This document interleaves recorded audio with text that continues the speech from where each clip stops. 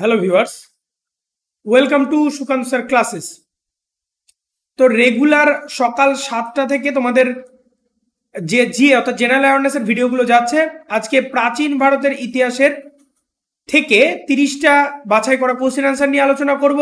এটা দেখো ইতিহাসের 14 নম্বর সেশন, ঠিক আছে। পরপর প্লেলিস্ট তৈরি করা রয়েছে, পরপর সেশনগুলো দেখে নাও। আপকামিং পরীক্ষাগুলোর জন্য ভীষণভাবে ইম্পর্টেন্ট। আপকামিং পিএসসি ক্লার্কশিপ সহ রেলওয়ে, ডাব্লিউবিপি, কেপি সহ সমস্ত রকম গভর্নমেন্ট জব এক্সামের জন্য কিন্তু বাইলিঙ্গুয়ালি এগুলো সব হচ্ছে। ওকে, তো দেখো আমাদের টেলিগ্রাম চ্যানেলের সঙ্গে এখনো যারা জয়েন হওনি অবশ্যই নিচে ডেসক্রিপশন থেকে টেলিগ্রাম লিঙ্কের সঙ্গে জয়েন হয়ে যায়। সমস্ত ভিডিও পিডিএফ গুলো ওখানে প্রোভাইড করে দেওয়া হয়। ক্লাস রুটিনগুলো একবার একটু বলে দিই। জি অর্থাৎ জেনারেল অ্যাওয়ারনেসের ভিডিও রেগুলার সকাল 7টা থেকে থাকছে। ইংলিশের লাইভ সিরিজ থাকছে সন্ধ্যে 6:30টায়। সায়েন্সের ভিডিওগুলো থাকছে রাত 8টা এবং ম্যাথ জিআই এটা লাইভ হচ্ছে কিন্তু রাত 10টা থেকে, ঠিক আছে। সমস্তটাই বাইলিঙ্গুয়ালি হচ্ছে, অর্থাৎ বাংলা এবং ইংরেজি একই সঙ্গে থাকছে। তোমরা অবশ্যই যারা এখনো চ্যানেলটি সাবস্ক্রাইব করেনি অবশ্যই সাবস্ক্রাইব করে বেল আইকন প্রেস করে রাখো। তো ফার্স্ট কোশ্চেন দেখো, ম্যাক্সিমামটা পিওয়াই কিউ আকারে, দেখো পিওয়াই কিউ অর্থাৎ প্রিভিয়াস ইয়ারে কোশ্চেন অ্যান্সার আকারে যেগুলো রিপিট হচ্ছে সেগুলো নিয়ে আলোচনা করা হচ্ছে। তো দেখো বলেছে যে কোন গুপ্ত রাজা হুনদের ভারত আক্রমণ থেকে বিরত করেছিলেন। কোন গুপ্ত রাজা হুনদের ভারত আক্রমণ থেকে বিরত করেছিলেন? কুমারগুপ্ত, সমুদ্রগুপ্ত, স্কন্দগুপ্ত নাকি চন্দ্রগুপ্ত? সঠিক উত্তর হয়ে যাচ্ছে কি স্কন্দগুপ্ত, ঠিক আছে। স্কন্দগুপ্ত কোন আক্রমণ প্রতিহত করেছিলেন? এরপরে চলে আসো, নিচের কোন গুপ্ত রাজা হুনদের আক্রমণ থেকে বিরত করেছিলেন? আচ্ছা এটা তো বললামই, আমাদের এটার অ্যান্সার কি হয়ে গেল বলো। আচ্ছা ফার্স্ট কোশ্চেনটা 1 নম্বর কোশ্চেন ছিল যে নিচের কোন গুপ্ত রাজা হুনদের ভারত আক্রমণ থেকে বিরত করেছিলেন, ঠিক আছে। আর কোন গুপ্ত রাজা হুনদের ভারত আক্রমণ থেকে বিরত করেছিলেন, এটা হয়ে গেল কি আমাদের, কি বলো। ফার্স্ট কোশ্চেনটা ছিল স্কন্দগুপ্ত, ঠিক আছে। তো স্কন্দগুপ্ত হবে। 1 আর 2 নম্বর কোশ্চেন একই রয়েছে। 3 নম্বর কোশ্চেনে চলে আসো, বলেছে ন্যায় সূত্র কে লিখেছিলেন? ন্যায় সূত্র কার লেখা? ব্যাস, গৌতম, কপিলা নাকি চাণক্য? সঠিক উত্তর হয়ে যাচ্ছে ব্যাসের লেখা, ঠিক আছে। ব্যাসের লেখা হচ্ছে ন্যায় সূত্র ব্যাসের লেখা। ওকে, ভারতের সমুদ্রপথ কে আবিষ্কার করেন? ভারতের সমুদ্রপথ কে আবিষ্কার করেন? Vasco da Gama, Columbus, Magellan নাকি হেনরি দ্য নেভিগেটর? সঠিক উত্তর হয়ে যাচ্ছে ভাস্কো ডা গামা। ভিভিআই পরীক্ষার পয়েন্ট অফ ভিউ থেকে দেখো, এসএসসি 10+ অর্থাৎ সিএইচএসএল এ আসা কোশ্চেন 2012-তে আসে, এর পরেও কিন্তু অনেকবার রিপিট হয়েছে, ঠিক আছে। ভাস্কো ডা গামা ভারতবর্ষের সমুদ্রপথ আবিষ্কার করেন এবং প্রথম কালিকট বন্দরে কিন্তু পদার্পণ করেছিলেন 1498 খ্রিস্টাব্দে, ঠিক আছে। 5 নম্বর কোশ্চেনে চলে আসা, বলেছে নিচের মধ্যে কে প্রথম ভারত আক্রমণ করে? প্রথম ভারত আক্রমণ করেন কে? আফগানরা, মঙ্গলরা, আরবরা নাকি তুর্কিরা? সঠিক উত্তর হয়ে যাচ্ছে কি তুর্কিরা সবার প্রথম ভারত আক্রমণ করেছিলেন, ঠিক আছে। 6 নম্বর কোশ্চেনে চলে আসা, বলেছে সম্রাট অশোকের স্ত্রীর মধ্যে কে তাকে প্রভাবিত করেছে? চণ্ডালিকা, চারুলতা, গৌতমী নাকি কুরুয়াকি? সঠিক উত্তর হয়ে যাচ্ছে কারুয়াকি কিন্তু তাকে বেশ প্রভাবিত করেছিলেন। ওকে,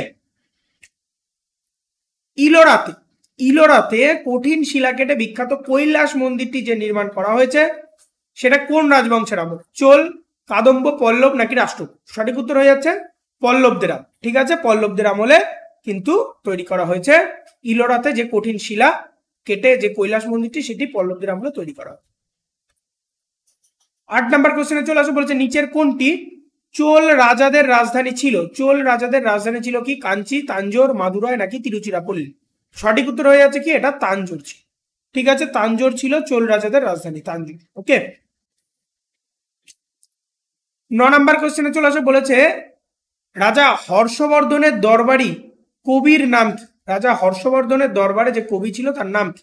তুলসীদাস, বানভট্ট, সুরদাস নাকি রসখান? সঠিক উত্তর হয়ে যাচ্ছে বানভট্ট ছিল হর্ষবর্ধনের দরবারে কবি, ঠিক আছে। হর্ষবর্ধনের দরবারে কবি ছিলেন বানভট্ট।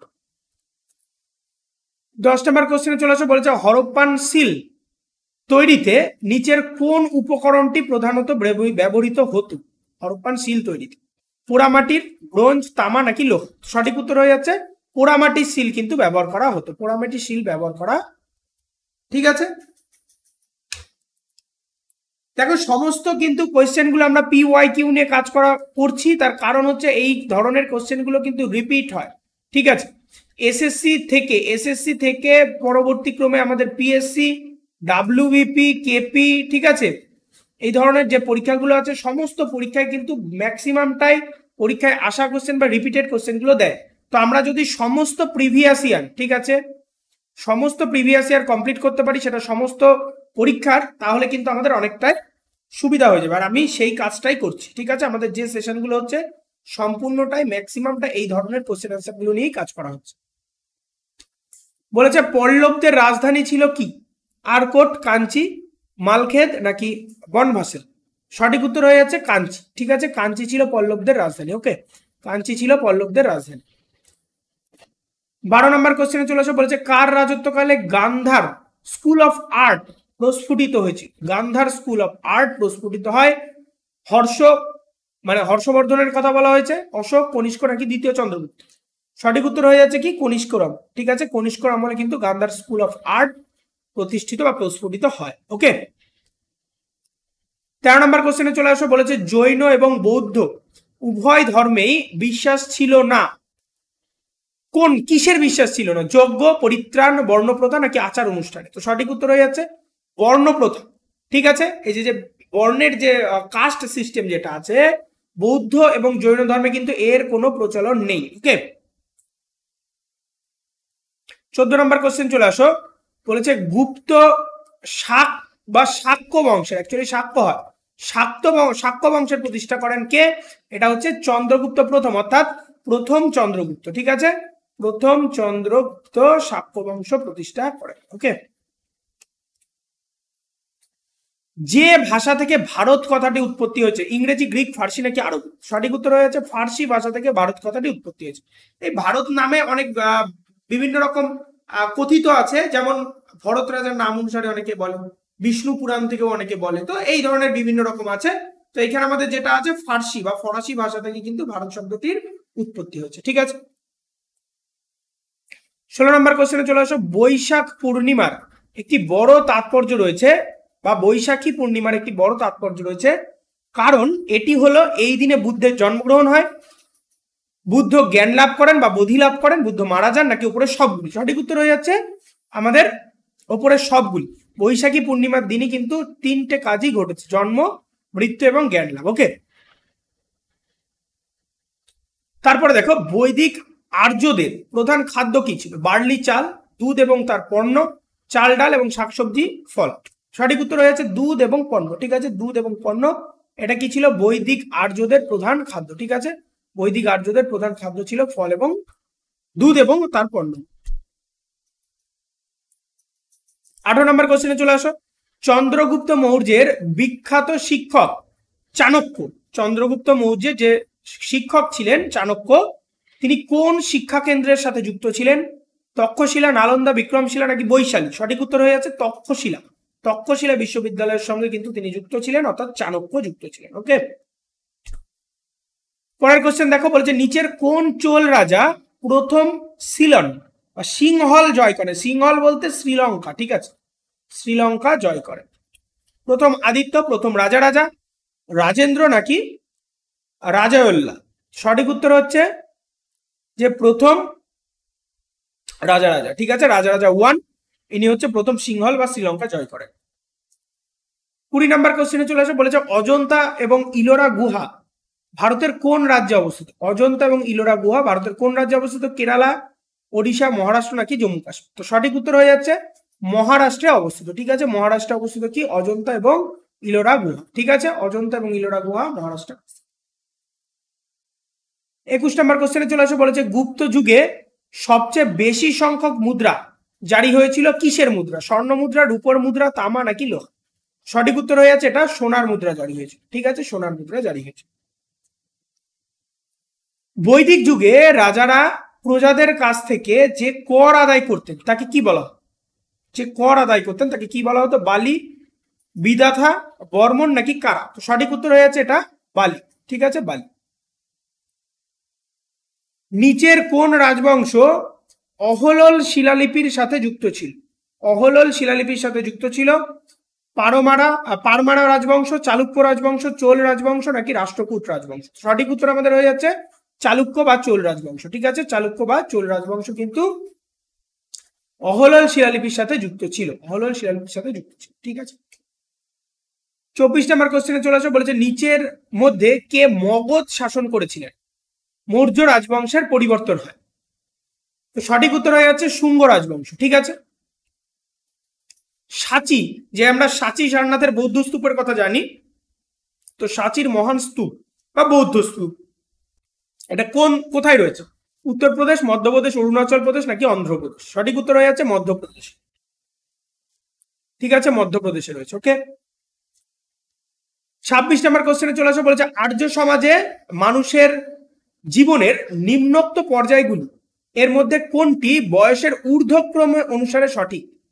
ব্রহ্মচর্য, গার্হস্থ, বানপ্রস্থ, সন্ন্যাস, গার্হস্থ, এরকম ভাবে অপশনগুলো এদিক ওদিক করে দিয়েছে। তো সঠিক উত্তর হচ্ছে অপশন নাম্বার এ, ব্রহ্মচর্য, গার্হস্থ, বানপ্রস্থ, সন্ন্যাস। ব্রহ্মচর্যতে কি হতো?